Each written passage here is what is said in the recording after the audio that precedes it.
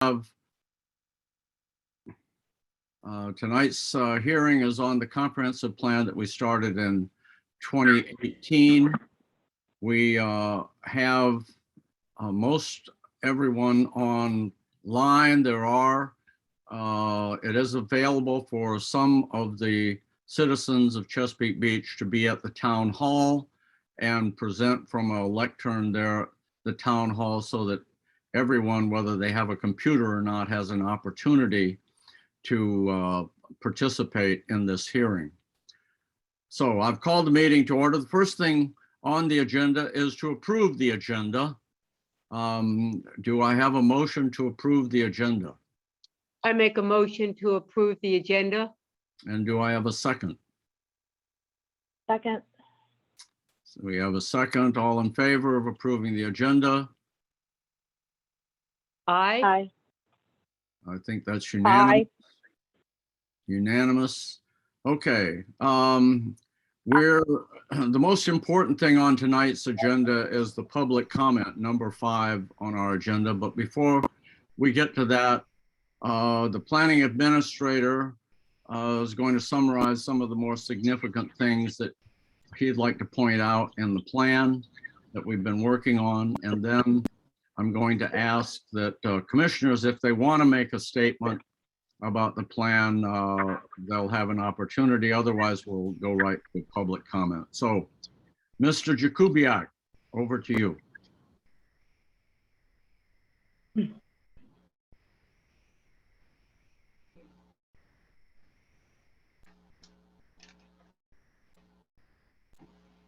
This is what Chris is gonna. Chris, you're muted. Reference.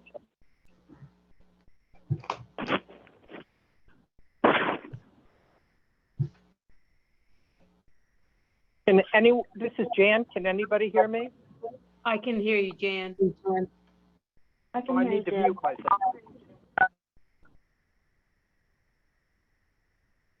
Okay, I'm sorry for that. I'm back, and I think you can hear me now.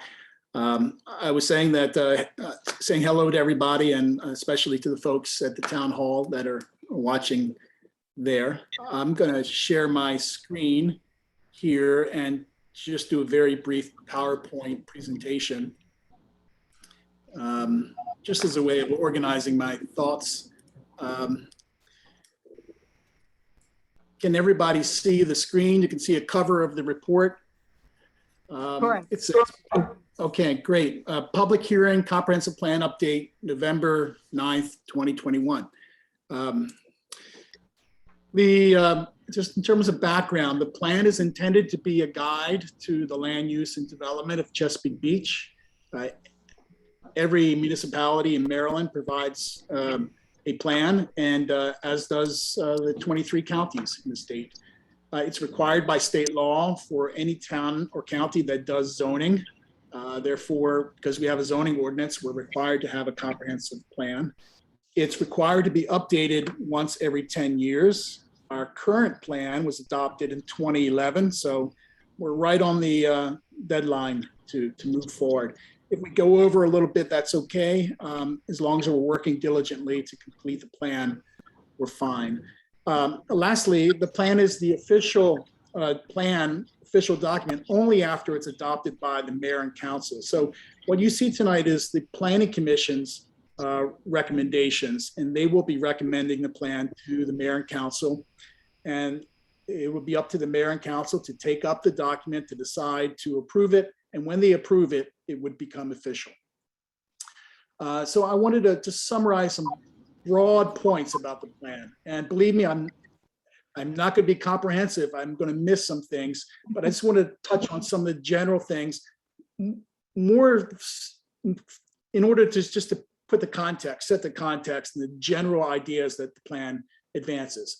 First, there's guidance on addressing flooding and sea level rise. Sea level rise is happening in town, and the future looks to see more flooding. So we're going to have a plan that addresses sea level rise. 2, it seeks to protect forested areas, steep slopes, and wetlands from development activities. It recommends zoning changes that would ultimately reduce the possibility of future housing to about 55 more dwelling units within the town. It recommends more sidewalks and recreational trails, and it overall increases in the safety and convenience of walking. It recommends the town acquire land for parks and improve recreational offerings generally. It recommends extending municipal water and sewer to parts of the town that are not now served, that are operating with private wells and septic, but only as opportunities arise for public health benefits or for environmental changes or environmental benefits, excuse me. And it recommends protecting the small town character of Chesapeake Beach. In terms of more specific recommendations, just to see how we go from the general to the more specific, the plan recommends zoning changes that would eliminate the possibility of building new housing in the maritime and commercial areas along Bayside Road and along Fishing Creek. It recommends applying the resource conservation zone to new areas and to eliminate the possibility for new housing as a permitted use within those areas.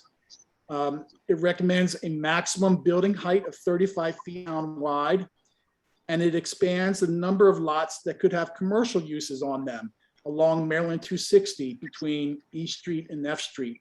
And the plan refers to this area as the gateway or the gateway center, and a condensed concentrated area for commercial activity as the gateway into town. Some additional recommendations.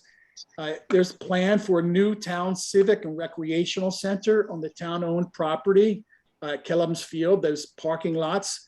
Now, this doesn't mean that the Planning Commission is proposing a development of commercial and residential development. That is not what's being considered here. It's more of a recreational center and perhaps pop-up businesses or maybe even some small-scale commercial uses like cafes or restaurant, but certainly a center of civic life for the town and recreational activities. It recommends the improvement of Kellum's Field from its current status as mostly a ball field to a much more comprehensive view of recreation to meet the needs of the entire community, and also to help protect against sea level rise, because Kellum's Field is kind of on the forefront of experiencing the impacts of sea level rise.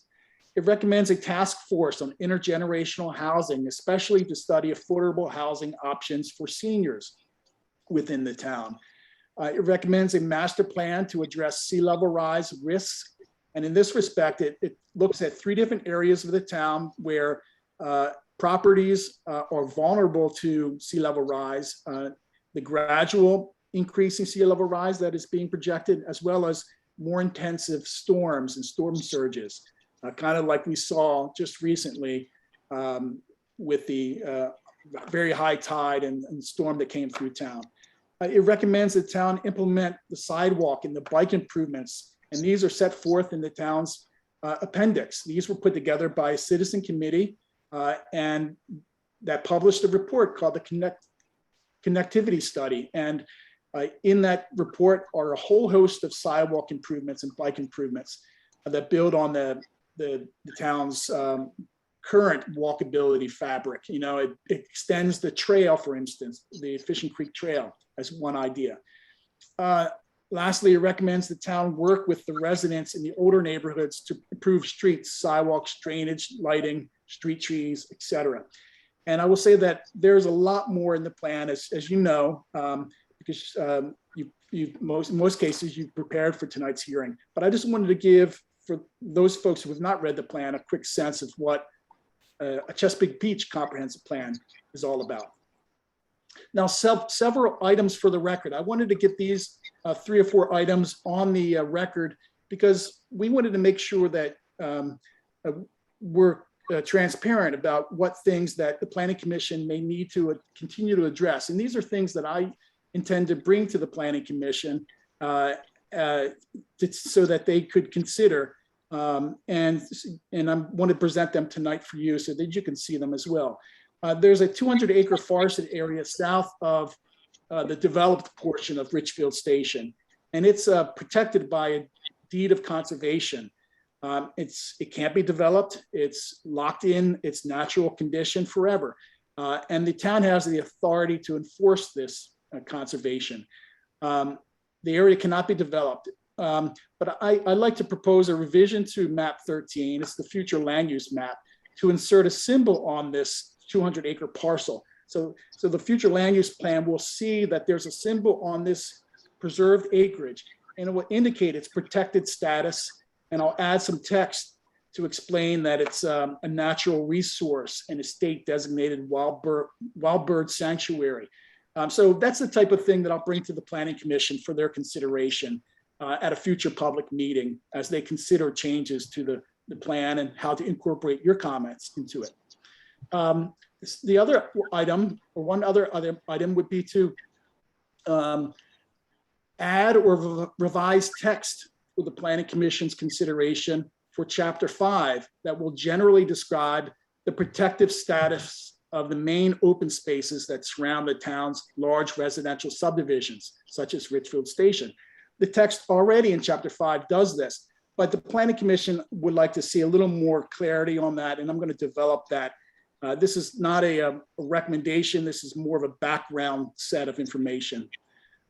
And in that same vein, I intend to provide the Planning Commission with a new map or revise an existing land use map that's in the plan already, map 12, I believe, to show the town's existing critical area boundary and its 3 critical area zones, and add some text that describes what the critical area is, so that the average person who's reading the plan can understand what the layers of regulation are in place within the town. And so for some background, the critical area is, just generally speaking, the area of the town located within 1,000 feet of the tidal waters and wetlands. Development in these areas are governed by state law and jointly adopted state and local regulations. So we want to have some description of this reality within our existing conditions part of Chapter 4 and 5. And then there are a couple of other things I'd like to just address now so that we can take them up with the Planning Commission. I'd like to encourage the Planning Commission to reconsider the phrasing it adopted when it amended an earlier draft at page 66. In effect, it says the town would allow low impact recreational and commercial activities through the town's growth allocation method. I'm concerned that the commissioners may not understand what growth allocation means in this context, and that they may be inadvertently signaling that the town is okay with removing resource conservation protections on the town's most environmentally sensitive parts of the Chesapeake Bay. And that would certainly be counter to the basic theme of the commission's plan. So this is a question of a wording choice that I think we might want to modify. So I wanted to bring that to everyone's attention. And lastly, on page 50, I would like to encourage the Planning Commission to revise a statement which is under the heading Plans for Vulnerability Zones. The text there states that until detailed plans are prepared and adopted for addressing sea level rise in 3 vulnerable areas, the town should postpone formal review and approval of development plans. So that statement essentially would be a continuation of a moratorium in certain areas of town, which is a legitimate recommendation that any Planning Commission can make. But I'm not quite sure if the Planning Commission is in fact making that. So I wanted to bring that up as a discussion, because that statement doesn't entirely comply with statements in Chapter 5, where broader policy guidance is provided for how we approach development review and approvals in these areas that are impacted by sea level rise. So this is just a policy discussion that I'd like to have with the Planning Commission, and it may result in some text changes to kind of blend these two ideas together. And lastly, I'd like to apologize to my friend, Pastor Glenn Swanson. It'd be wonderful if he were listening tonight. I don't know that he is, but and the members of Bayside Baptist Church. For some reason, there was a typo in the page on page 55 that refers to their church as Grace Brethren Church. We know it's not that; it's Bayside Baptist Church. So, Pastor Swanson, sorry about that, and thanks for all you're doing for Chesapeake Beach. And Mr. Chairman, I'm sorry for that long-winded response. There's just one more thing I'd like to say for the planning commissions, for the people at home. After the public hearing, what are we going to be doing? The commission will hold one or more meetings to deliberate on each of the comments provided at tonight's hearing. It will consider if any changes to the draft are necessary. It will decide to approve the plan and formally transmit it to the mayor and council for adoption. And then the mayor and council will take up the plan, or certainly they will have the ability to take up the plan. They could hold at least one work session, but they are required to hold a public hearing before they adopt the plan. So those are the next steps that are ahead of us. And thank you for participating tonight. If you have any questions, as you have a chance to make your testimony to the Planning Commission, if there are any questions, I will record your question, take notes, and I'll prepare a response for you. And I'll post those responses on the town's website that it's set aside for the comprehensive plan, so that everybody can benefit from the answer. And that's it, Mr. Brown. Okay, well, thank you very much. Gives us a good outline of what we're doing here tonight and the comprehensive plan so far. I wanted to give each commissioner the opportunity to make a statement if they so desire before we go to the public comments. So let me start with Commissioner Greengold.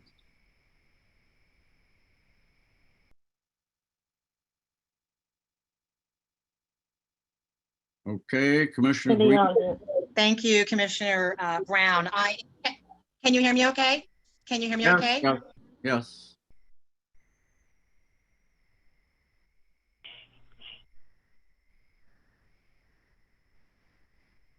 Well, we could hear you, but now, yeah. Can you hear me now? Yes. Okay. Just one question, and is if we wanted to speak as a resident, do we come on at the end of all the other in front of the commission? Can you hear me? You're breaking up. It's kind of hard to hear the whole sentence. If I am going to speak as a commissioner, I cannot bring up anything about the plan. Is that correct, Chairman Brown? The commission has approved the draft plan, and so if you want to make some comments for changes in the plan, then you can add yourself to the list of speakers at the end. I'm on at the end. Thank you, Chairman Brown. I'll let somebody else speak since my my recording is not that good. Thank you. Okay, Commissioner Baralt. Thank you, Chairman Brown. I would just like to say good evening to everyone. And as you said, my name is Kathleen Baralt, and I've had the honor to serve as a Planning and Zoning Commissioner since July of 2020. And it's been my pleasure to work on the comprehensive plan over the past year. I believe the plan is an excellent encompassing guide which addresses the preservation, protection, and smart growth of Chesapeake Beach. I believe the plan does this while simultaneously safeguarding and respecting the treasure that is the Chesapeake Bay and its majesty. And I think this is done in keeping with the town's mission of retaining its small town charm. So I just wanted to say that statement, and I look forward to hearing from the feedback from the speakers tonight. Thank you, Commissioner Baralt. Commissioner Rudke. Can you hear me all right? Hi, this is Jan Rutke. I'm delighted to be here this evening. I don't really have a specific comment. I'm very anxious to hear what the town has to say about the plan. Thank you. Okay, finally, Commissioner Blackwelder, Vice Chairman Blackwelder. Yes, good evening, everyone. I want to thank everybody for being here and participating and providing your comments to us. I want to thank the commissioners for everybody's hard work. I think everybody had good intentions and worked very hard to get a good plan in front of everybody. And I just want to encourage everybody that did come to speak to make sure that you don't leave our meeting without saying what you joined to say. You know, we all are open to all of your comments and we want to hear them. So please feel free to provide them. If you hear something that you agree with, let us know that you agree so we understand the degree of consensus out there. And we look forward to hearing what you have to say. Thank you. Okay, thank you. I just had a couple of comments. The on the website, the Chesapeake, or excuse me, Plan Chesapeake Beach, Maryland.gov. That's PlanChesapeakeBehchMD.gov. That's all one word. You can find and keep up with comments on the plan. We're there. You can find all the written comments that we've received thus far, which include two letters, one from the Maryland Department of Planning, which has some rather extensive notes, suggestions, nothing that they put in there required any changes, but they were frankly pretty complimentary to the efforts that we've done so far. They were.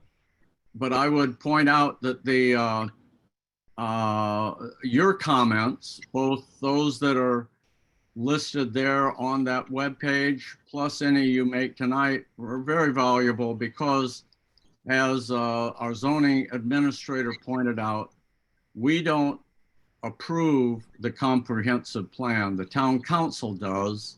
And so they may want to go back and listen to or read the statements you've made to ensure that the comprehensive plan addresses your concerns. So it's very important what you bring up tonight. We're going to limit everyone, as we said, I think in the advertisement, to 2 minutes, but as time permits, if we still have time at the end of the session and somebody would like to continue with their statement, we'll try and make that available. I don't want to cut anybody off unnecessarily, but I want to give everybody a chance. So we'll stick to the 2-minute time limit and work around to listen to all the inputs. Now, I guess the best way to do this is if you're familiar with the hands up, a raise hand feature there at the bottom of your screen. If you would hit that, it will show us who wants to speak and we can call on you. I did want to point out, we've gotten several written comments. Mr. Blitz, who I believe will be speaking tonight, I thought gave us an excellent history of town planning in Chesapeake Beach. And Miss Marshall also pointed out that we had misspelled Randall Cliffs, and we appreciate that very much because we want to get this right, get it correct. She pointed out that Randall Cliffs is named after Colonel Arthur Randall, R-A-N-D-L-E, and so we will make those corrections. The Maryland Department of Planning also made a number of editorial and cosmetic suggestions that will make the plan more easily understood and readable. So with that, let me see who has their hand up.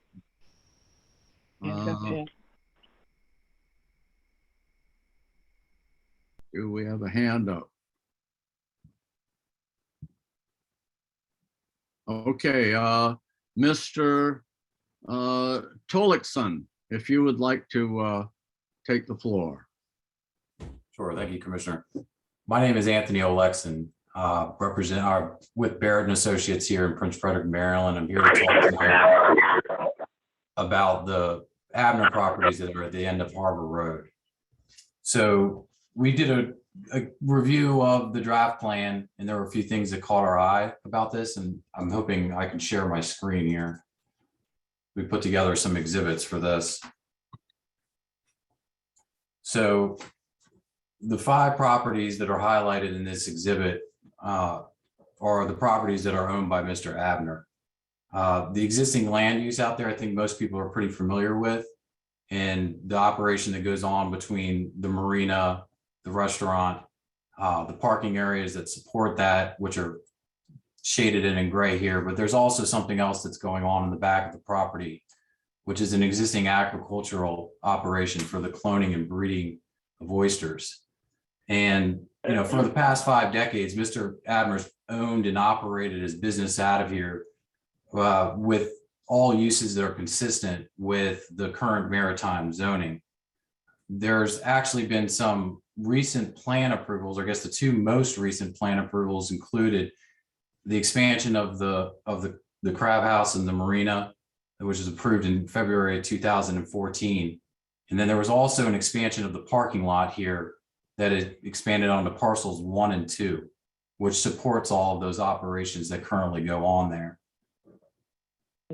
This map here is showing the current zoning of all the properties. And you can see, based upon the current zoning ordinance, all the properties in some of the surrounding areas that aren't highlighted are all zoned as maritime. With map 13 that was in the draft plan here, there's a pretty significant change to the 2 parcels 1 and 2 that are labeled here that are further down into the property. And it's switching it to a resource conservation, which is a fairly limited use. And Chairman, time. Sorry. Mr. Tolson, how much more time do you need? 30 seconds. I can wrap it up pretty quickly here. Essentially, what we're asking for is to revisit this map. Is, you know, the change from the current overlay of maritime to the resource conservation affects the current operations and the uses that Mr. Abner has on here. It may be a map, but change a map error that was done. But as mentioned, we're looking at this as kind of a land taking by zoning without any type of compensation. Okay. Thank you. Thank you. Mr. Blitz, you're up. Eric Blitz. Remember? Eric? Good evening. Can you hear me? There he is. Chairman Brown, members of the commission, I want to first state that I think this hearing is legally premature. The information that you're going to add that Mr. Jakubiak described, not the first one, obviously, that's just a map clarification, but the provision of critical area information, which is highly related to your, critical areas, often overlay zones, and you've got resource conservation zones that would match up with RCA overlay zones. So that's substantive, and anything that deals with these flood vulnerability zones, this is topics that the public has the legal right to provide comment to you in this setting. And we need to be able to see that in advance on a 60-day cycle. And those aren't just minor things, those are substantive. So I'm going to suggest that this hearing is legally premature at this time with such substantive things. I'll also generally object, although you've said that we can have time at the end, to 2 minutes. You've been working on this plan for 3 years. You've got a 132-page plan with a 115-page index. You've had multiple meetings. This is the time where you're supposed to hear. Typically, comprehensive public comment, comprehensive plan public comment often goes multiple nights if necessary. I think trying to limit the public input on a plan that dramatically changes the prospects for individual properties in this town is unwarranted and unjustified.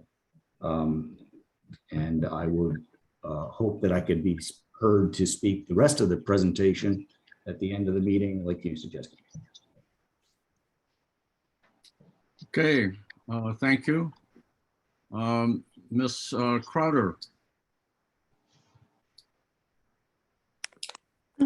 Good evening. Hi. I'm a member of the Green Team. Can you hear me okay? Yes. Okay, great. So I do not have a need to read the comments we submitted, but I would just like to make sure that you all received them. Our team submitted 3 comments today regarding the chapter on natural areas, specifically pages 47 and 48. One was submitted by Madeline Blake regarding trees. A second was submitted by myself regarding invasive species in the parks and public lands. And lastly, one was submitted by Ken Rasmussen regarding restoration of Brownies Beach. Could you please confirm that those have been received and that they will be reviewed? I specifically remember your reading the one about invasive species. I haven't had a chance to review all of the comments that have come in, but I believe you can find those on our website. As I mentioned, Plan Chesapeake Beach, Maryland.gov. Now, when you go on that, you may have a little trouble. I did the first time. If you look over on the right-hand side, there's a block that says public comments. And so if you click on that block, you'll find the files that have the public comments in it. And if you don't find your public comment, my email is on the website. You can send it directly to me and I'll make sure that it gets into the record. We appreciate that very much. Thank you. Okay, and is there a next? Chairman, we have at least 3 participants from the public that would like to speak in town hall as well. Excellent, okay. And if you could identify yourself and your address for the record, and then you can make your comment.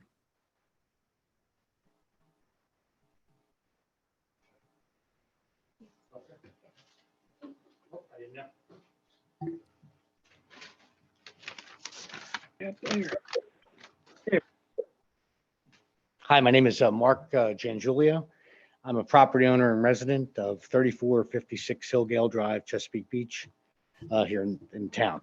You know, I find it interesting. Today we're here to discuss the master plan. It will secure the future of Chesapeake Beach for the next 6 to 10 years.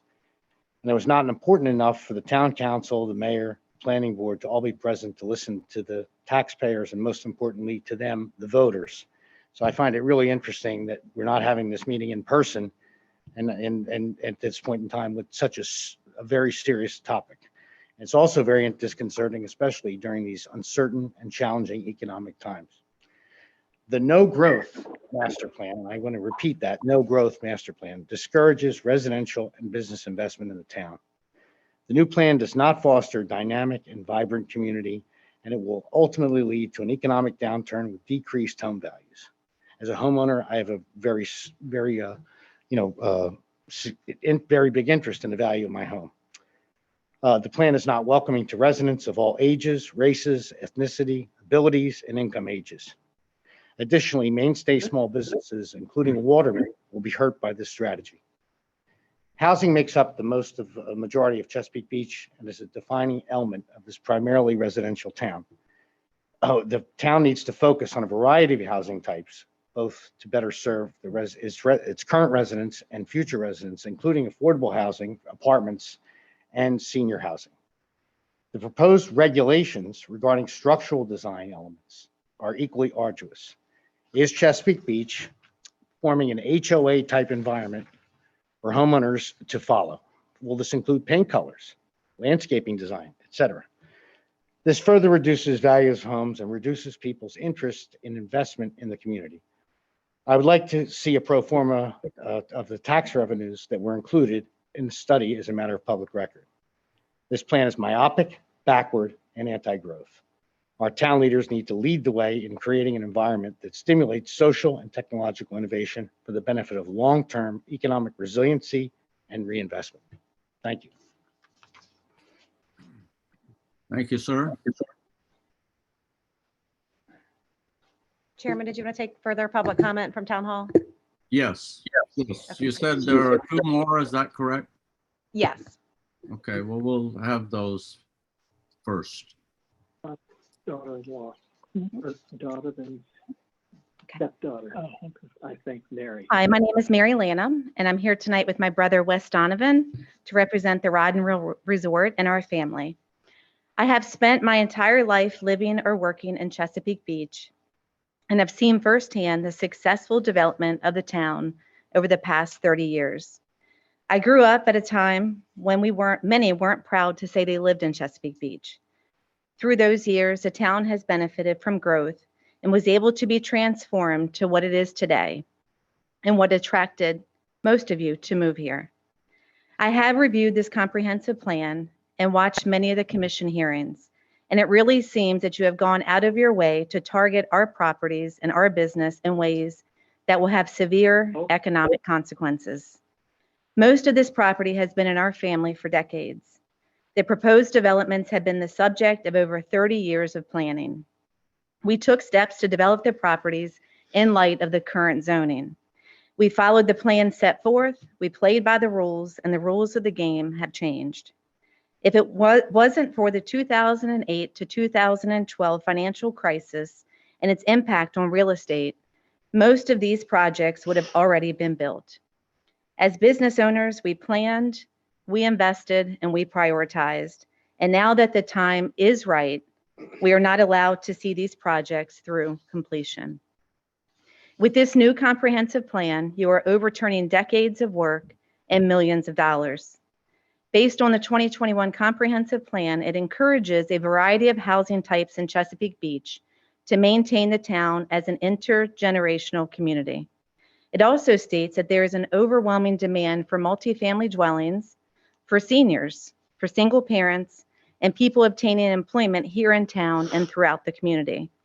We need diversity in our housing types. Apartments are a necessary ingredient for this town. They reach a different need than even townhomes. Not everyone can afford the rising cost or is in the market for a single family home.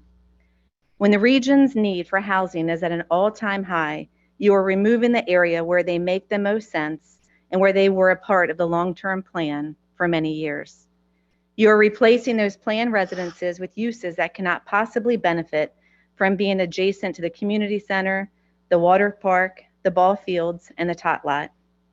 At a time where integrity, commitment to faith, family, and community are crucial for our country, I am very disappointed in this plan and in what this commission is proposing for the future of Chesapeake Beach.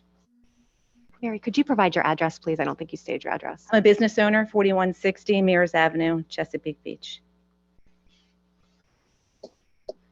Provide your name and residential address, please. Yep, my name is Wes Donovan. I live 2335 Golf Club Drive in Dunkirk, and I apologize, I'm going to be petty, but I have two pet peeves and I got to get them off my chest publicly. Mary and I are the largest landowner and taxpayer in town. Last time I gave comments to this commission on the website, it said a non-resident. Just because Mary and I own a business, it doesn't matter where we live, our business is here in town. I didn't appreciate the fact that I don't live in town being marginalized, in my opinion, being marginalized. And I took it that way, and I'm sorry, but I had to get that off my chest. And also, they're not slot machines. Abner's, Rod and Reel, traders do not have slot machines. They are electronic pull tab devices. Please start calling them that. We do not say the S word. I watched the meeting last night, nothing but S words. So Sorry, I had to get that off my chest. So a little fun fact, where we are right now here in Town Hall is actually where Fishing Creek used to be. Fishing Creek there was a bridge in 1907 from the rod and reel over to Windward Key that you could walk across. It was 3 feet off the water. Right here in Town Hall is where actually Fishing Creek dumped out into the bay. Now, why does that matter? In 1941, they dredged what we know as the creek today, and they built the bridge, and they added the Navy dock because in 1941, we were at war, and the Navy needed to get bigger trucks across down to the Navy Research Lab.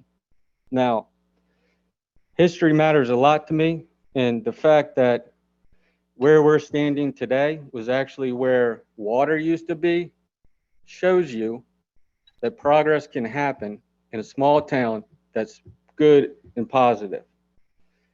And what else happened back then is jobs were created.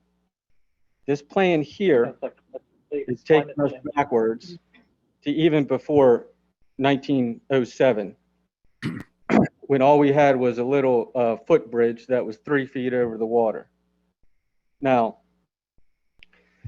We're at time. Just I can come back. It's fine. I said what I had to say, and to get off my chest and be petty, I would like to comment about the plan, Chairman Brown, when we're done. Is that okay? Yes, as we have time, we'll get back to others. Thanks. If I could ask, if any of you have, it appears you're reading statements, which is great. If you could provide those statements, we can provide a written record of what you've said. It's up to you. Okay, and now Mr. Soderstrom. Good evening. I'm a homeowner at 8337 Baycrest Court. I'm also the president of the Baycrest Homeowners Association, representing both tonight. We applaud the plan's forward-looking attempts at addressing sea level rise, subsidence of the and associated flooding risk. But I'd also like to make a plea for addressing the wave action issues more strongly or substantively or sooner, because the damage that we've seen in the recent storm and storms before that has been primarily due to wave action coming over the rock revetments. And if those revetments were raised, we could buy ourselves potentially decades of less damage at a relatively smaller cost than seawalls or other changes. That's all I've got. Okay, thank you for your comments. I don't see any other hands up. Is there anyone else? I know Commissioner Greengold wanted to make a statement. Amanda Brown has her hand up. Okay, Ms. Brown.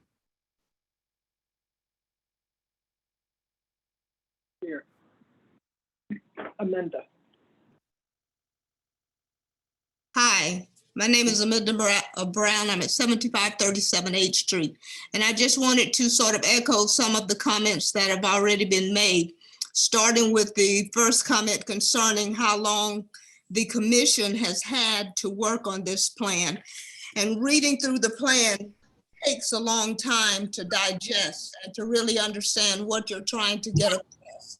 But the first thing I would say, as far as the zoning, because you are making such drastic changes, I feel that every zoning change needs to have an impact document attached to it, just to show the impact to the property owner, to the town, to the community at large. And there are other things that I want to address, but I will put them in writing because it takes a long time because I have to get some questions answered concerning exactly what the intent is. Just one more thing. The law required by Maryland had in your, let me see, the 12 visions that Maryland has for those towns that are drafting comprehensive plans. I don't feel that we're actually adhering to those requirements. And that's on page 7, I believe, of the comprehensive plan. And that's all I have to say now. Okay, well, thank you. We look forward to getting your written comments. As I said, we'll be closing the record for the hearing in 7 days. So please get those in as soon as you can. Thank you. All right. I don't see any other hands up. Commissioner Greengold, do you want to speak as a citizen? I do. Can you hear me okay? Because I've been having some technical difficulties. Can you hear me okay, Chairman Brown? I can hear you okay now. Okay. I'm going to speak slowly because I have internet here. I've been concerned about the housing chapter, and that one of the objectives that I know that we discussed in the set of objectives that is in the final product. So I just wanted to, the idea of putting it in as an objective. And the objective is this, and that is to promote the objective of small town charm, where residents feel safe, secure, and know their neighbors, by encouraging housing development that fits in size, scale, and design to neighboring structures. And I felt that if we included an objective, I know we've got most of the housing discussing the affordability issue, and I think that's important, and I think the senior issue is very important, so I think we have that covered, but we don't have the general input covered as to what would happen in all of the areas if you're going to have infill. So I thought we needed an objective in there that included what column would go in if you had infill in all areas of the town, and we don't really have that as one of the objectives. So that would be my my concern and my statement, is just to include another objective in that. No, that'd be it. Would you like me to reread what I have written, or? No, if you could, if you would mind sending that in, and we can add it to the written Okay, record. thank you. I will do that. Thank you. Thank you, Chairman Brown and Commissioners.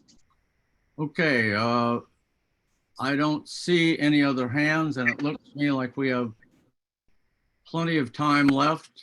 I know Mr. Blitz had several more things he wanted to discuss. He's welcome to come back to the podium. Thank you, Chairman Brown. So I'm going to share my screen to help guide what I'm talking about. I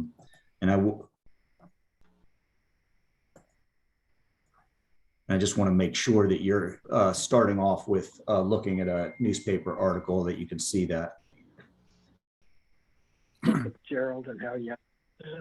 And then I also wanted to state for the record that I represent the Rod and Reel. My address is 9 Lantern Circle, Parkton, Maryland, 21120. I wanted to start off with this. January 24th, 1999, Maryland section of the Baltimore Sun, where the headline was, "The welcome mat is out." And it's a very nice story, 2-page story on Chesapeake Beach and North Beach. And the article recites the return of growth property values and the tax base to Chesapeake Beach and North Beach that occurred in the 90s. And I would submit that the commissioner's draft plan is going to result in the headlines that the gates are closed, because that's what you've done. The gates are now closed. It's no accident that this article has a article addressing smart growth adjacent, because the smart growth policies that were enacted and really promoted in the 90s were really the genesis of how you got more intense growth in Chesapeake Beach and North Beach at the expense of slower growth in Calvert County. For those that don't know, during those times, Calvert County was dramatically restricting growth. And that was all because this is the purpose, was to center growth in the town centers. I want to take you now to the zoning map that I'm using from page 64, which is your proposed plan. And I hope you all can see that so that I can point you around. Instead of making adjustments to the existing comprehensive plan, that incorporates decades of planning, the proposed plan kind of promotes a radical revisioning of the town. And it does so because it imposes a 180-degree reversal on the direction from previous plans decades, especially in certain areas. I think the plan is short-sighted and will go down as, quite frankly, the most disastrous comprehensive plan the town has ever developed. The problems that will arise, they will take time to develop. It may take a decade, but you will go back to the era of the town being having low property values because you won't have the opportunity for growth. I think the fundamental flaw in this plan flows from the process that the commission employed to develop the plan. From the beginning, when you developed this plan, the commissioners have sought to impose their preconceived ideas on what should occur on particular properties. And this is quite distinct from a process that draws planning conclusions based upon a lot of data analysis with review of economic demand curves for housing or studies and transportation infrastructure studies, demographic data and trend lines. Instead, you've largely ignored the data while forming conclusions. And then it's pretty obvious that the plan goes behind you and selectively chooses data to support those preconceived preferences. I've watched almost all of the numerous commission meetings with respect to the draft plan. And other than developing a profound respect for Chairman Brown's patience in trying to manage a very chaotic process, I believe the inescapable conclusion of any fair observer is that the draft plan is the result of a series of votes that are the competing values, preferences, and choices held by the individual commissioners, and not an analysis of the trend lines and data that I previously mentioned. I think we set out from the beginning to deny all future multifamily dwellings and limit the height of buildings that allows the density necessary to make the previously planned developments possible. You achieve that, but you achieve it at the expense of the citizens of the town and the future citizens of the town. As an example of the process problem I've described, I think we should talk about the growth rate data that you cite at the very beginning of this plan. Let me first point out that the plan's recitation on page 6 that the town's 2002 comprehensive plan was the first adopted since the 1970s is incorrect. And that the entire premise of Appendix A, which compares the 2002 plan with your current plan, ignores the 1990 comprehensive plan, which is a rather important comprehensive plan in the history of Chesapeake Beach. It was that plan that introduced the smart growth requirements that were not yet mandatory at that time, but they had been recommended, and the critical area program. into the comprehensive plan, both of which were required by state legislation. And what's bizarre about this factual error is that the 1990 comprehensive plan had a rather dominant impact on the development patterns that are now existing in Chesapeake Beach. It's pretty much the template for what you have now.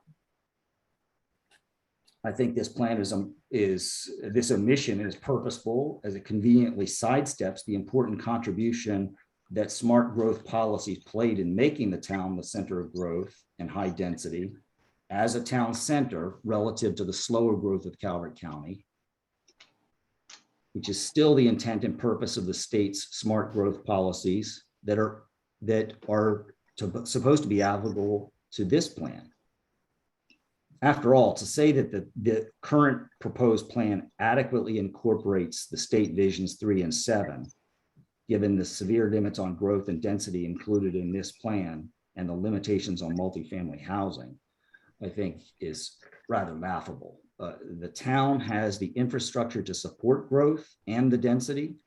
The infrastructure that smart growth was designed to match the growth was in fact built. Beach Elementary, when it opens, is that capacity. Northern Middle School and Northern High School are all Northern's over capacity. I'm sorry, Mr. Blitz has the floor, please. I appreciate that in a Zoom context, sometimes people don't recognize their mic is on.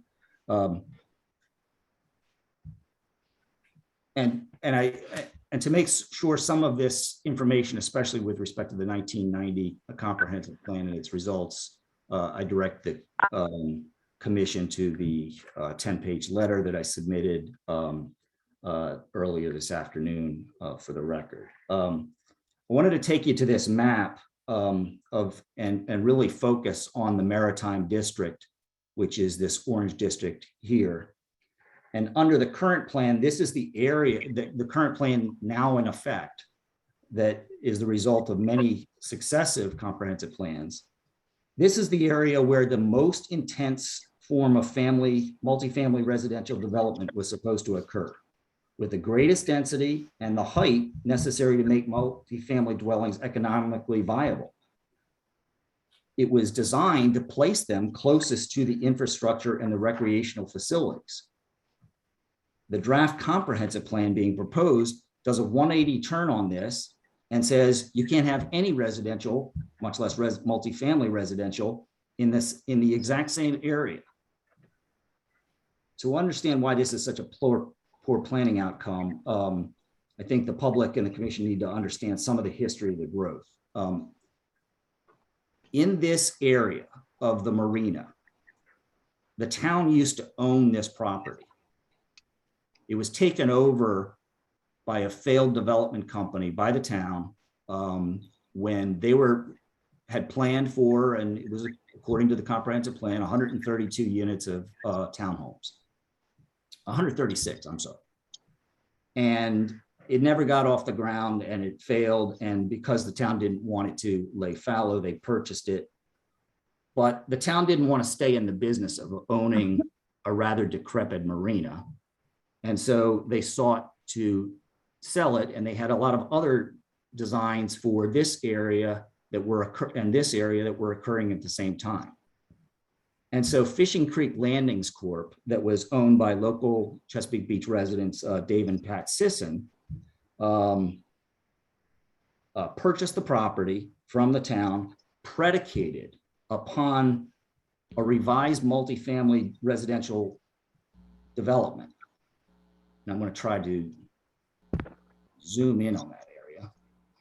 And that development was to occur here, all in here, and here. That was the plan that was the basis of the Fishing Creek Landings purchasing it from the town. And the idea was the community center was to be built. I think the water park had already been built by then. Tri-County housing was going to be build the low-income housing here. And this was the center of town where the highest density of residential uses should occur and the highest buildings should occur, as they were the closest to the recreational and social facilities that were being developed. Now, Fishing Creek Landings could never quite get the economics to make that development work for various reasons. And eventually they sold it to the Rod and Reel with the premise that the Rod and Reel would take over the very development plans that had been approved by the town and build out these projects. And these were site plans permitted. One of them had zoning. They had comprehensive, critical area review that had mitigation requirements.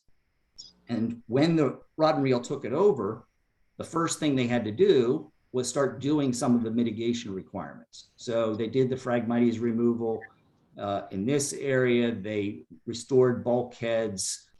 They built a sand filter system along this bulkhead. They removed 2 buildings and a travel lift. So they did all of the mitigation that was part of this development. And as I think you've heard a couple times before, the only thing that stopped this was the 2008 crisis, which led to an incredibly decreased opportunity for development of these kind of structures. Everything was being built and proceeding until that really occurred. They had purchased the property in 2006. They were getting the properties ready, and then the 2008 crisis. And that lasted a good 4 or 5 years before you could do anything viable at that time. This maritime district that you've proposed is really, the description that you propose in the plan is insufficiently narrow. I mean, within a maritime district, as you've drawn it, you've already got the water park and the community center. Those aren't exactly maritime uses, and you have a hotel, yet that's not the way you describe the maritime district. Those are uses that are there, and with the hotel, it's being redeveloped to increase the hotel element for the Rod and Reel project. So I don't know why you've described it so narrowly, but it's certainly not just maritime uses. And I'm going to take you now to a map that shows, a Google image that shows you the actual development. And the reason I'm doing that is it's really easy to make presumptions with drawing some lines for zones on a map and assume that what you think should be built there is going to actually be built. It is actually better to look at the existing pattern of development and understand why what I've been talking about was planned. So this is where we had proposed Harbor Vista North. It is the same footprint that the Sissons had proposed. The only difference was under the Sisson plan, it did include ground level commercial use, and that just doesn't make sense in this area. And then this was the development for Harbor Vista West and Harbor Vista South. And why is that important? What your plan does is take the Marina District, where all this infrastructure had been built, and say, okay, you can't build any residential. Why in the world would you not allow the highest density residential in close proximity to a community center, a water park, ball fields, the tot lot? That's exactly where you're supposed to put the highest density. Where in close, if you want a walkable community, you want to put residential development at its highest density next to the facilities that you've got. You've got the railway trail connection here that was granted as it goes through here, an easement granted for free to the by the Donovans, the Rod and Reel. But under that is a water and sewer main, and the sewer main goes out to here and was designed to do this, to support the structure, the 58 unit residential use that was going to go here. So now, if you say you can't build any residential units here, the town has literally built a sewer main to nowhere. It's like the old bridge to nowhere. You now have a sewer main to nothing. It makes no sense.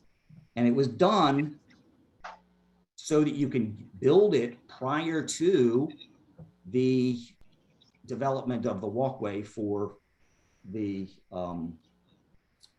Fishing Creek landings.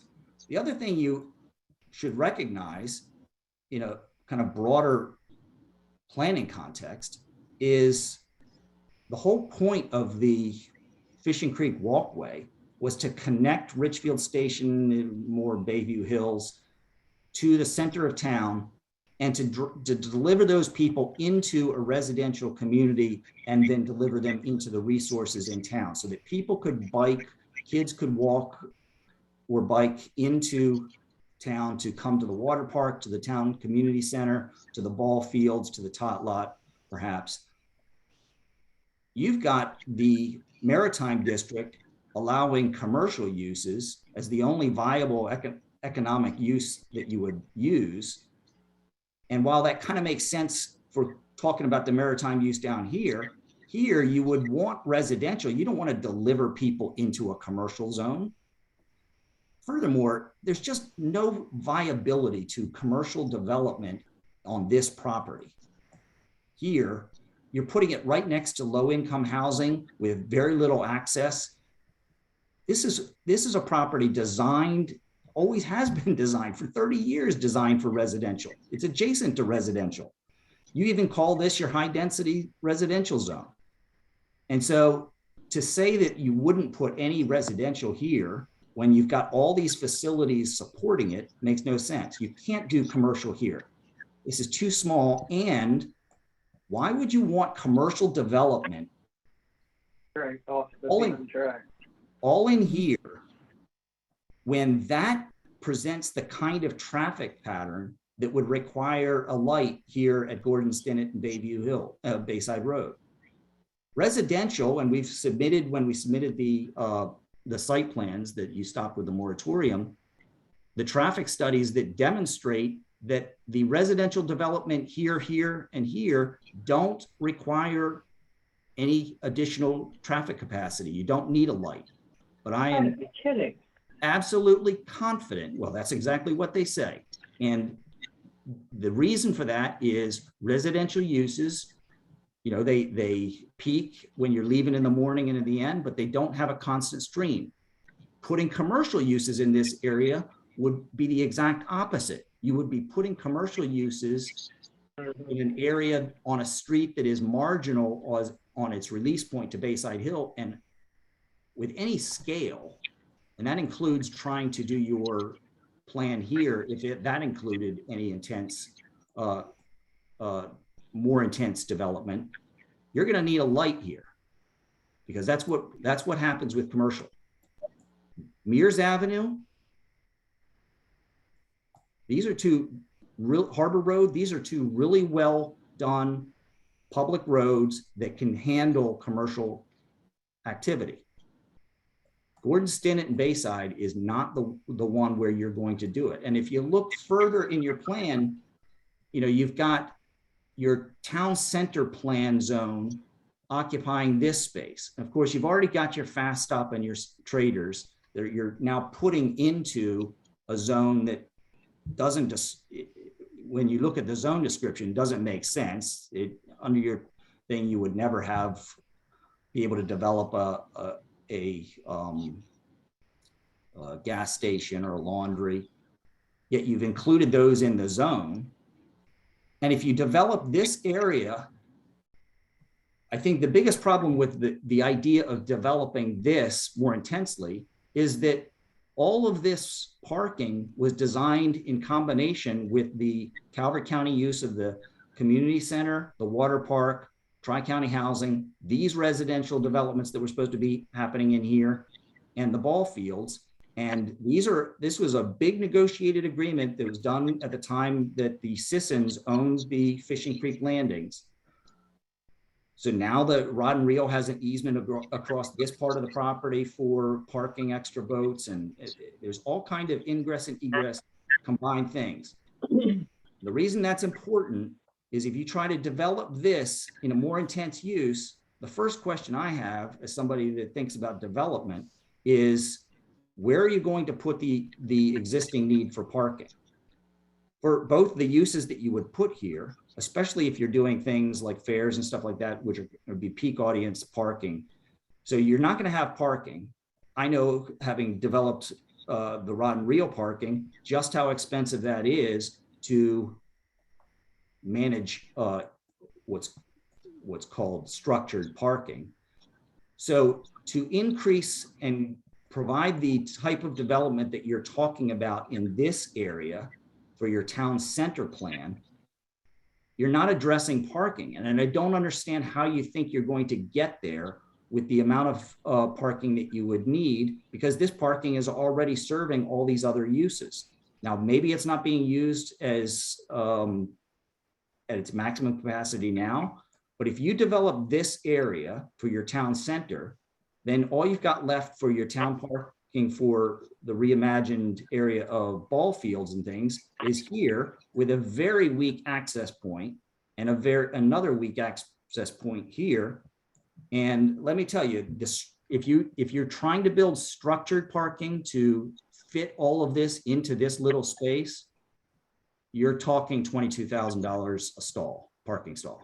It's going to be that expensive, because you're in this area, you're going to have to get the base way out of the flood zone. And that means elevating it. It's going to be a tall structure that does it just, all that part doesn't make sense. And my fear is you've tried to make a trade-off. You're saying we're going to stop the planned development that the rod and reel took over from the Sissons here, and here, and increase development on property now owned by the town in a very vague way. That is, I haven't seen any true proposal by the administration of the town that would say this is what we intend to build. And I think you're not really thinking through how you're going to get your ingress and egress and parking on anything that develops this area. And I don't quite understand why you included the trade or seafood and the fast stop in that same zone, when those don't match the types of uses you talk about in the zone at all, basically turning them into non-conforming uses, and really almost alien to the zone. And I think you're going to, in developing this is the town center, you will have to have a light here, and you're gonna have to reimagine your entrance for ingress and egress access here, and probably along East Street. Mr. Blitz, if I could interrupt for a second. Absolutely, sir. We have one other person that put their hand up. How much longer would you be, or would you like to take a break, let him talk for a few minutes and then come back? Sure. Yeah, why don't we take a break? Let me stop sharing my screen. You can catch your breath. And I'm not sure who this is. CCAS instructor. Good evening. Can you hear me? Yes. Could you give us your name and address to begin, so that we can get the record straight? Sure. My name is Ken Rasmussen, and I'm a sedimentary geologist who has lived in town for about 17 years. And I live at 4020 12th Street in Chesapeake Beach. Thank you. So thank you for your moment of time. I represent not only myself, but also the concerns of the Chesapeake Beach Green Team. Our concerns specifically reference Bayfront Park in the context of rising sea level and the plan section entitled A Plan for the Natural Environment. As most of us in town know, at the south end of Brownies Beach, or the boardwalk, I should say, lies Brownies Beach, a blissfully undeveloped gem. And contrary to page 38 of the existing plan, as I read it, Brownies Beach represents the only natural remaining unarmored public beach in town, a town which is, after all, named in honor of its once abundant beaches. This patch of sand represents the only natural beach preserved along our town's largely engineered and typically private waterfront. As most of us know, families can stroll there, sunbathe there, swim there. Endangered horseshoe crabs use it as their last viable local nursery. Shorebirds visit it as a productive hunting ground and cafeteria. Certainly, Brownies Beach changes seasonally, as all beaches do, yet it remains a picturesque and iconic treasure that we all enjoy. And unfortunately, this is very likely to change soon. There are very worrisome signs of erosion that I've noticed over the years I've lived here that will likely continue and certainly even more likely worsen. The recreational beach is flatter, it's lower. The vegetated berm of stored sand is depleted by recent storms and will continue to be so. The give and take that is very natural of beaches, in other words, the availability of sediment and the erosion of sediment, is largely take these days. And in a future of rising sea level and more powerful storms, Brownies Beach is going to become increasingly challenged. The Green Team believes that in order to be responsible stewards of this precious natural area, it's important for us to plan now for how we preserve the last remaining natural beach and sustain it for future generations of our citizens. So in summary, we strongly recommend an environmental survey be included in the comprehensive plan, ideally conducted by a Bay-wise environmental firm committed to the softest possible natural solutions. These include living shoreline techniques, beach sand replenishment, et cetera, to mitigate the rate at which Brownies Beach will decline in the decades ahead, and indeed maintain property values. Given our near-term predictions of local sea level rising over 2 feet in the next 30 years, the value placed on the contiguous Randall Cliffs Natural Heritage Area and Brownies Beach Environmental Survey certainly seems timely and prudent to include. We believe that the last remaining beach in town, a town named Chesapeake Beach after all, certainly should be supported in cultivating a continued love and appreciate of this remaining sandy waterfront we all appreciate. That's all I have to say. Thanks for your attention, everybody. Thank you very much. Before I return to Mr. Blitz, I see Commissioner, or maybe private citizen Rutke would like to say something.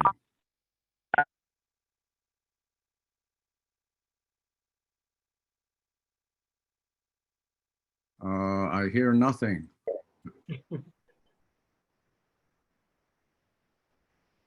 Okay, well, let's return to Mr. Blitz. Did you want to continue? Commissioner Brown? Yes. Commissioner Brown, this is Jan Rutte. Okay, go ahead. The hand raising was a technological mistake. Mr. Blitz can continue. I was not going to add to the conversation. All right, thank you. Okay, Mr. Blitz, if there's anyone else that would like to speak, I'm sure Mr. Blitz will be glad to take a brief break and allow you to make your statement. We would love to hear from all of you. So put your hand up if you so desire, and we will call on you. Mr. Blitz, you're up. Thank you, Chairman Brown. So I'm going to go back to sharing. I hope you can now see the close-up of the Maritime District. And I'll finish up talking about my comments in this area by noting that I think the commission's really trying to divide up commercial zones into lots of really intricate differentiations that really don't make much planning sense.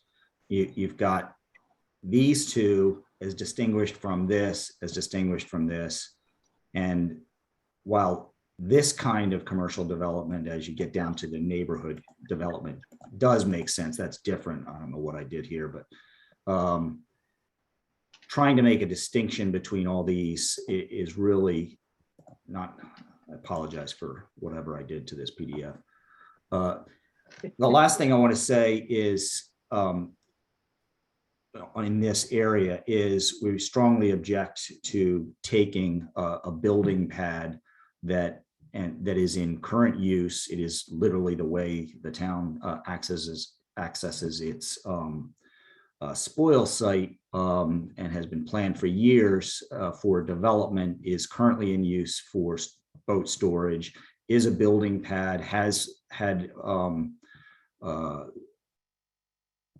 critical area mitigation. What you're doing, and is part of the same plat as this parcel. So you're just taking one area and converting that to RCA, or to resource conservation.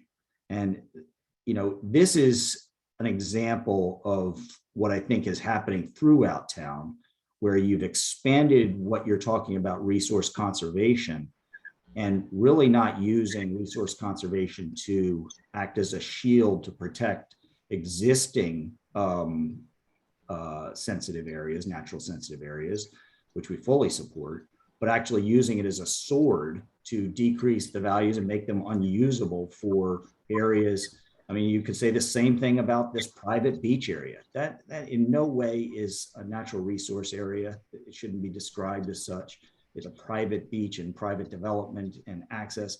These people in here probably have riparian rights. I don't know actually who owns this, but I assume it's a community association. They'd have riparian rights. Putting this parcel, this part of the Rod and Reel property as RCA is inappropriate. It is not a natural sensitive area, with the exception of a certain area at the very bottom that would be non-tidal wetlands. And there is a delineation across that part of the property that was done many years ago with MDE that delineates the non-tidal. Our proposed development doesn't get anywhere close to that. Obviously it couldn't. And so that really does not make any legitimate sense. I want to take you up to the Stinnett property, where this also had been planned for many years, has been developed. Maybe it's better to actually just show what it looks like now. These are two building pads that were set up to build the townhouses that had been planned for years. They are immediately adjacent to other townhouses. And instead, you're trying to say, well, we're going to change the zoning here and make the development less intense, probably more like these private developments, these single family homes. That doesn't make any sense. This areas were developed. Home station for the town that was granted by the Rod and Reel, with raising the elevation here with a state highway in coordination with the town's streetscape program, building of this area, rearranging the way some electric, I believe, utilities happened. All this was done as a predicate to the development that was going here now. And now that it's time to actually develop them, you want to change the game plan.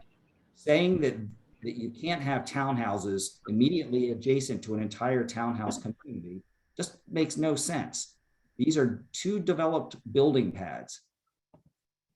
A lot of what I heard as justifications for both the treatment of the maritime area, the town center area, and Stinnett's was the fear of the impact of sea level rise.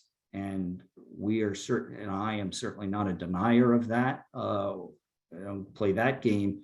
But I think the commission has really been misled as to the way to think about sea level rise in this area. If you look at, I'll go to, I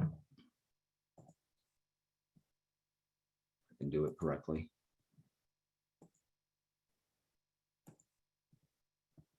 Things here.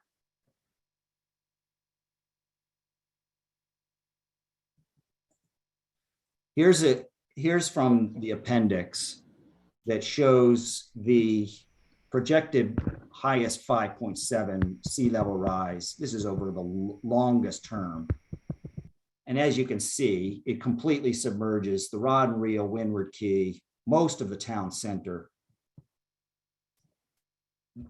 This is accurate if you take 5.7 and apply it to the existing topography without any form of prevention devices that are already existing. So let's go back to the actual map and show why this is so inaccurate. If you look at, not too far.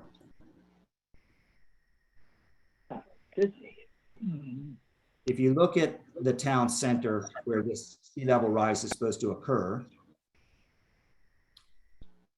bulkheads here, bulkheads all along here, bulkheads here, bulkheads here, all along here, bulkheads here, bulkheads all the way here, developed specifically to support and protect these structures that were supposed to be done.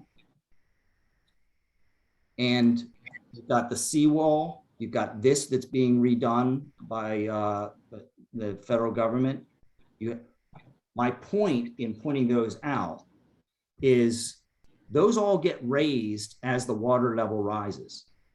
You are not going to completely give up your town by sea level rise. Bulkheads work and bulkheads get raised, and the town zoning has nothing to do with that. That's a function of MDE, but absolutely all of these properties that exist will be continued to be protected with bulkhead and other mitigation devices. Where your greatest problem is going to be coming from is the water as it moves from Lake Moffett and moves eastward. And you will eventually need to do something to protect the tri-county housing.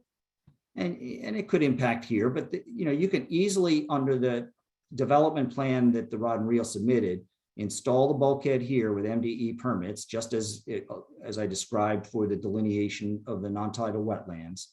And that would be fully protected and would help eventually protect tri-county housing. I know that it's not what people call it now, but that's who helped develop it. So that's what I have in my head. But eventually, your real risk is what kind of mitigation efforts you're going to do from the water coming from the west in this area. And that's either a seawall type thing or probably as effective, if not more effective, a bulkhead that you could raise as the water goes up. Whether you protect your spoil site or not is a policy question. Obviously, I think the town gains a benefit by having the spoil site because it allows you to work with the dredging that has to be done to support Fishing Creek, but that would be a policy choice as to how far out you protect. But you're going to protect this, and that's why I can't understand why you think the justification for not building residential would be some sort of sea level rise here, when you are literally talking about developing here in the same area that would be impacted by sea level rise. But I'm telling you, you won't be impacted by it. You will have what you are going to have, and you're going to need to develop techniques to deal with, are is the kind of flooding and stormwater management that Annapolis has.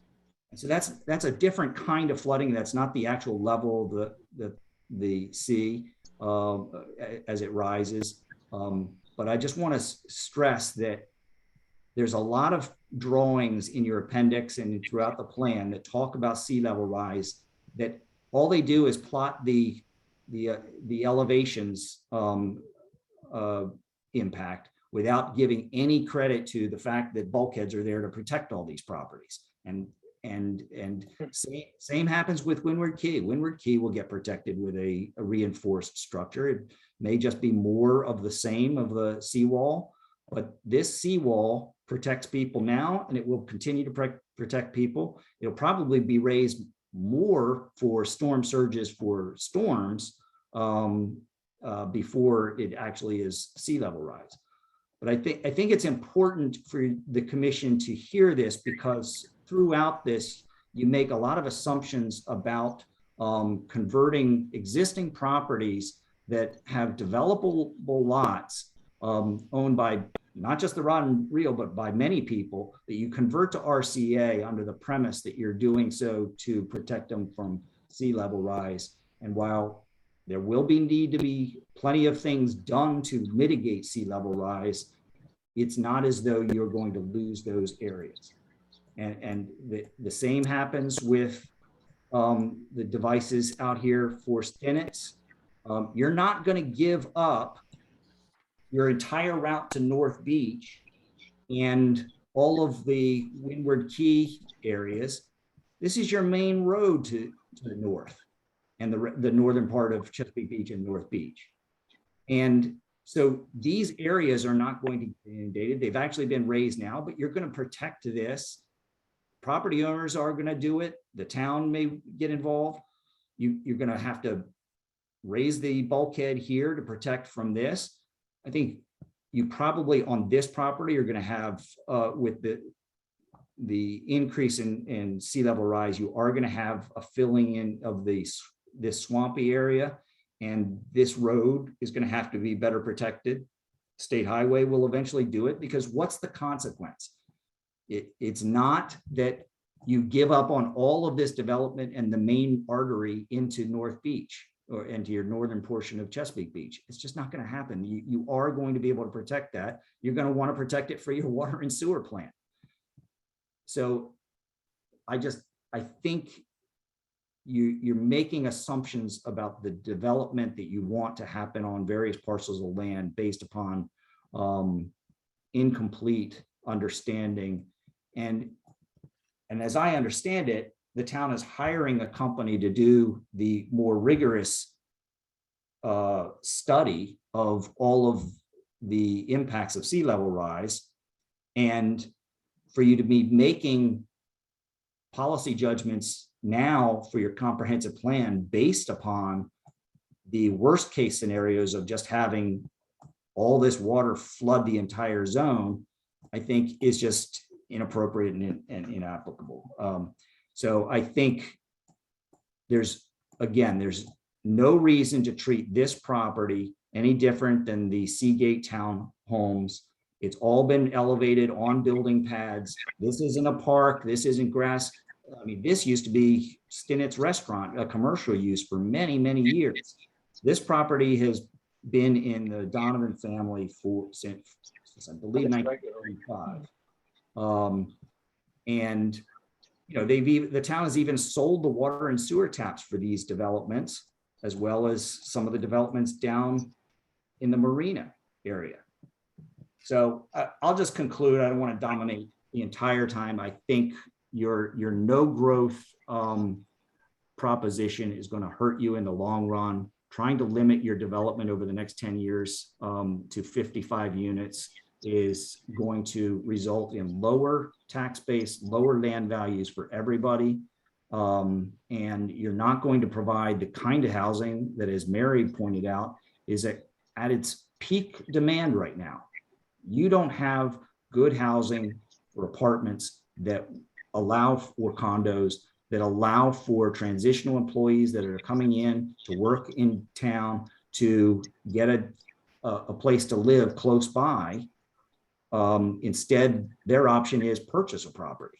Now there are other, townhouses and things like that, but what you really need is the high density where it's always been planned to be next to your services, so that kids and people using the community center can access it directly by just simply walking to it, and not try to spread it out all over town. And a no growth policy in a town center is anachronistic with the goals of smart growth. This is where you're supposed to continue developing. I really thought you would spend more time on developing proposals to increase your development on infill, because that's really the next step for Chesapeake Beach. There's not a whole lot of other developable land other than the ones that have been proposed in here. and up at Stinnets and Home Place and things like that. But, those are, you have the capacity, you have plenty of capacity at the water and sewer plant. And so you've built all that capacity based upon these plans to build this, and now you're going to not use it. That's millions of dollars wasted in increasing the capacity of the wastewater treatment plant, because you had to do all the filtration and the 24-hour pond and all the things that this town poured a lot of money into just to support all of this development, including the Richfield Station. And I know that I've been watching Chesapeake Beach for a long time. I first came into Chesapeake Beach involved on behalf of the town, dealing on behalf of this commission, dealing with the Windward Key development. And people were up in arms opposed to the Windward Key development. And every development since then, I have seen where everybody opposes the new development. Then people move in, enjoy the town that's been built based upon plans that allow development, and life goes on until, the NIMBYism comes along for the next development. But my point is, you can build in this area residential development at scale. This was always the area where you were going to have the 70-foot structures. That's been in part of the town code for 20 plus years. This is where you were having it. Why? Because you weren't really blocking anybody here. These people are so far away that, if you want views of a bay, you have to pay the price of having seaside waterfront properties. You don't get to completely dominate everybody else's properties by not allowing growth. Plus, these structures are designed in ways that are going east-west. So all three of them were designed to be that way. So those have a relatively limited blocking effect on anybody to the west for looking the thing. They're going to see buildings, but look, this is the heart of the town and your town center. It's pretty natural to see buildings.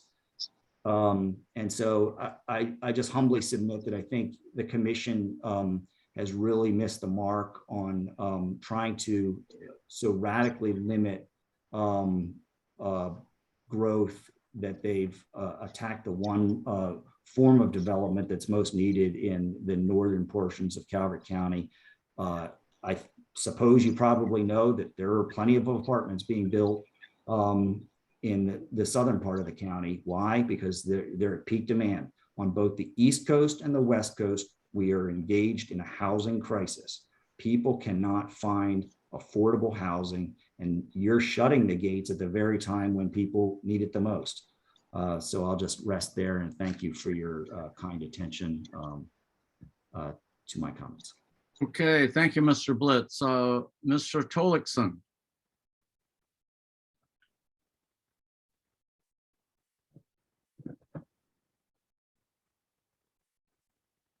Mr. Tolikson, you have the floor.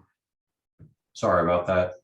I appreciate that, sir. I just wanted to echo one of the things that Mr. Blitz said here, and hopefully everybody can see the aerial view here of Chesapeake Beach. Is the comprehensive plan update was written again with the idea of changing zoning based upon rise in sea level. And what I wanted to talk about here is Mr. Abner's property, and you can already see what's going on in this photograph. Is there was a recent project here that was approved by the town to expand the property and the permits necessary to raise the bulkhead to protect the property and the operation that he has currently going on here. So the things that Mr. Blitz said about people investing in their properties to protect their investment, and there are mitigation measures to protect against sea level rise, is continuing to go on, and the owner, in this case, Mr. Abner, is making that investment to protect it. He actually has a permit in now as well to continue the bulkhead further down to protect that investment and continue what he has going on here, which is the aquacultural. You can see it on the pier here, the aquacultural business that he is running that is consistent with the current zoning and maritime zoning.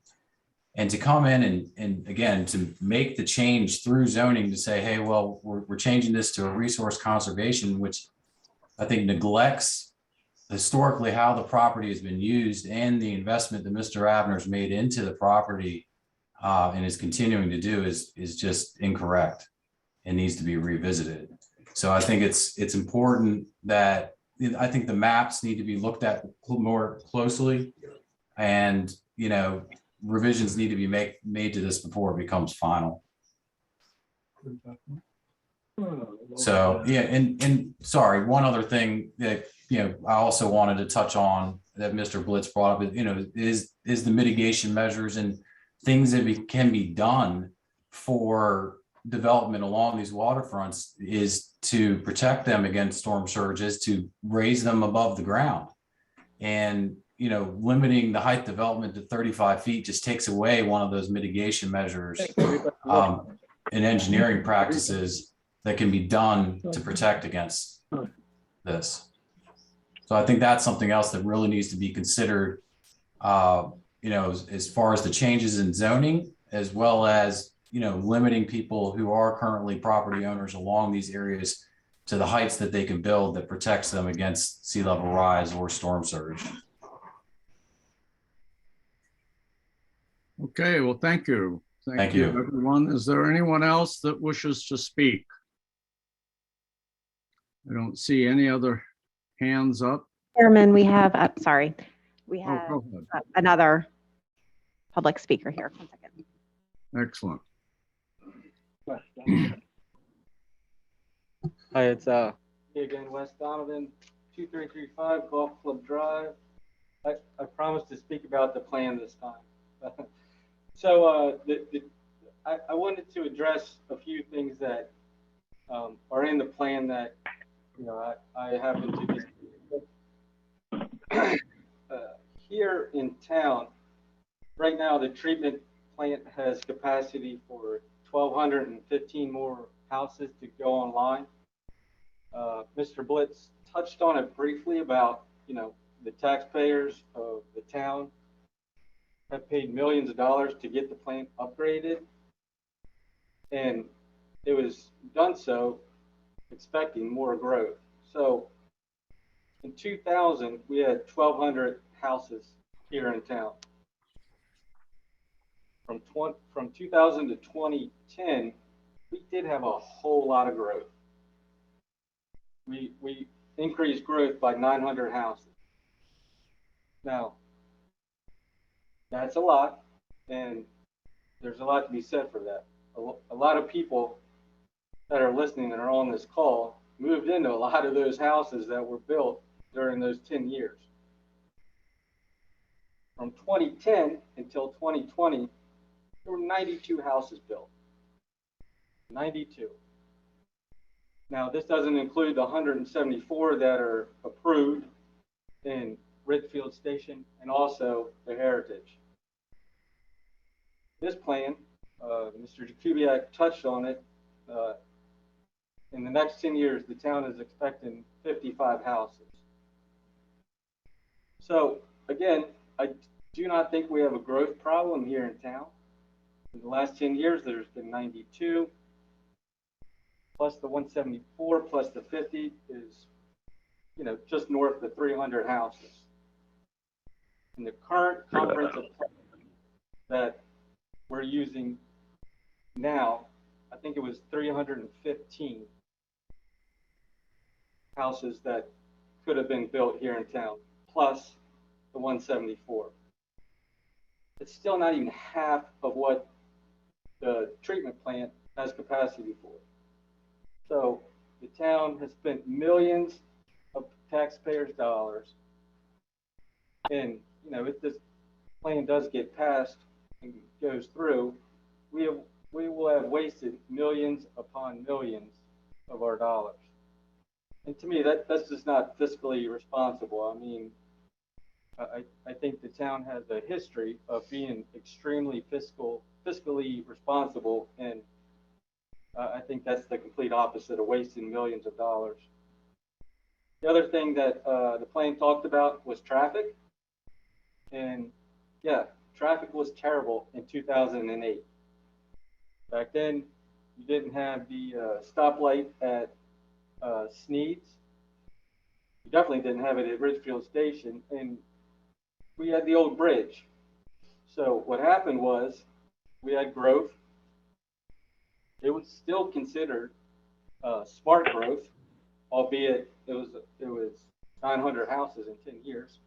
So, but what happened was when they put in the stoplight on 260 by Sneed, and then they put the other one by Ridgefield Station, and then the biggest the biggest impact on traffic was when the new bridge went in with the wider lanes, turning lane on Demers Avenue. Our traffic problems are fairly non-existent and extremely, they're a lot lower than what they were. Now, the plan does talk about the rod and reel development and, COVID. Well, in 2020, we had our highest occupancy in the hotel, and our charter boats ran more trips than the previous years. So to say like the rod and reel development in that project, we need to wait to see the traffic impact of that. Well, we did last year. So, I don't think that that we talk about how good traffic actually is here in town now compared to what it was. I mean, you could come here on a Friday afternoon at 5 o'clock, and if you were going to Beach Elementary School coming down 260, you would be hitting your brakes at Cox Road. Like that doesn't happen anymore. In part because of stoplights, the two stoplights breaking up the flow of traffic, but also the bridge. The other thing I wanted to talk about, which is in the plan, and it's always the hot button issue, is schools and the overcrowding of schools. And the reality is this: the town has no control over the schools.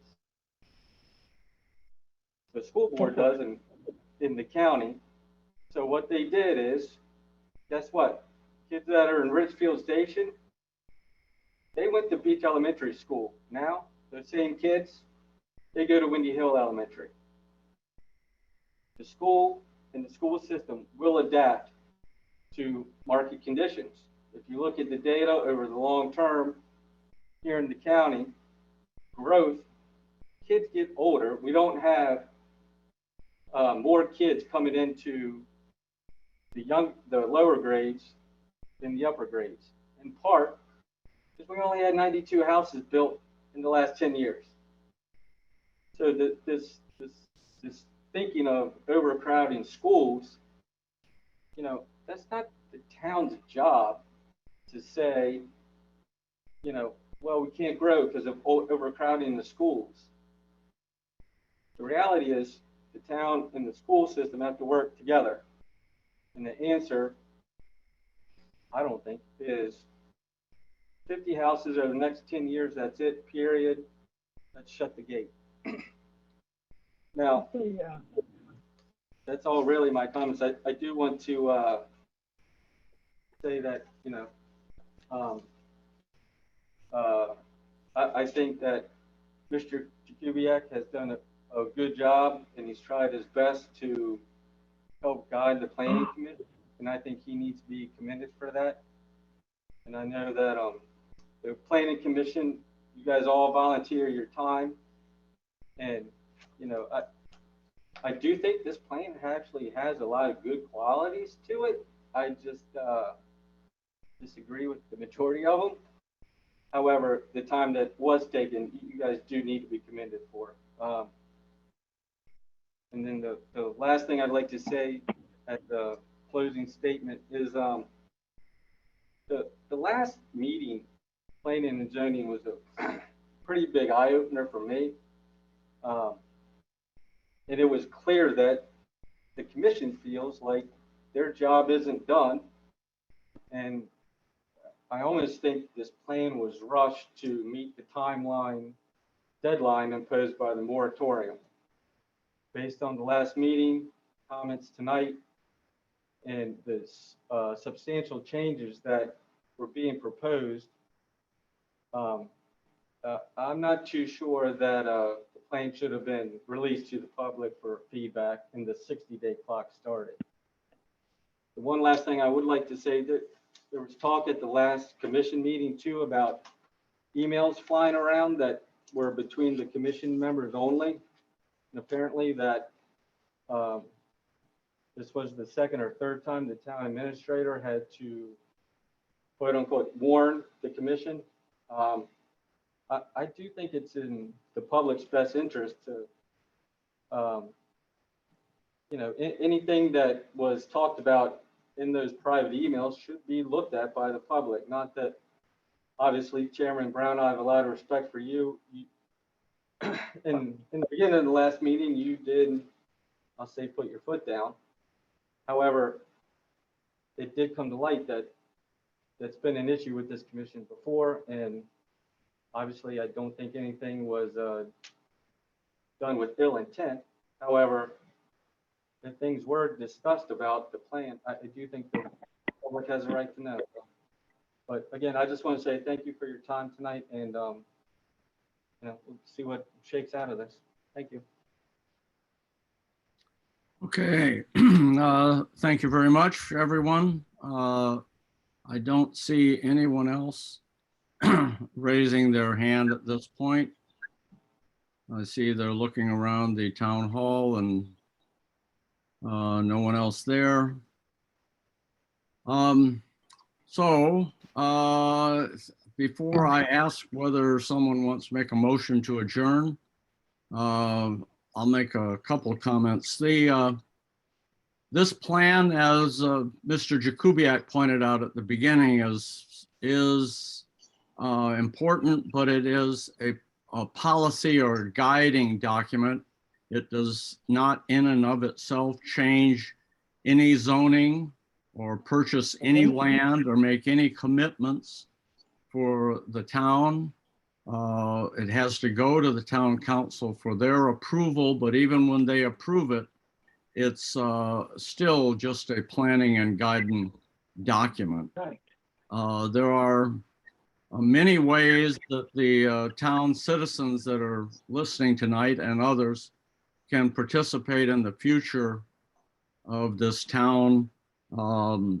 We have lots of suggestions for committees. There's the walkability committee. There's it's proposed in our plan, if the town chooses to adopt it, to establish a joint planning area between Calvert County, North Beach, and Chesapeake Beach. That will require citizen participation. So I hope those of you listening will participate, if not by volunteering as a member of commissions or boards, at least continue to offer your suggestions and guidance. Do any of the other commissioners have any final comments they would like to make?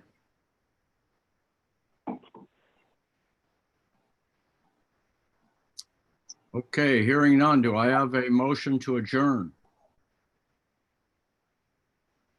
I'll make a motion to adjourn. All right, is that Commissioner Blackwelder? Yes, I just wanted to thank everyone for their comments and let everyone know that they will be considered. And I'll second the motion to adjourn. Okay, thank you very much. And again, thank you for all the public that participated. I know it's kind of tedious and your time is valuable and we thank you for being here. All right, all in favor of adjourning? Aye. Aye. Okay, unanimous. Thank you very much, everyone, for your attention. Good night. Good night. Thank you. Thank you. Bye.